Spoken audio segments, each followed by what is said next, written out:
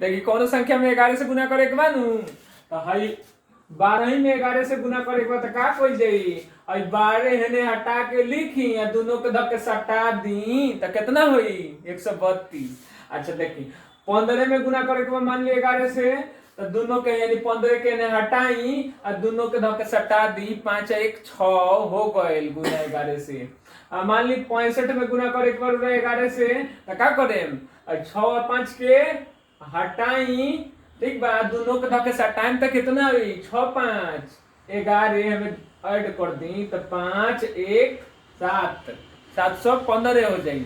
आगे देखिए अगर मान ली 82 में 11 से गुना करे के बा तो का करें 82 के हटाई तो हटाइम तो 8 2 हो जाए दोनों के धके सटाई तो 8 2 10 यानी हो जाए कितना जोड़ दी तो 902।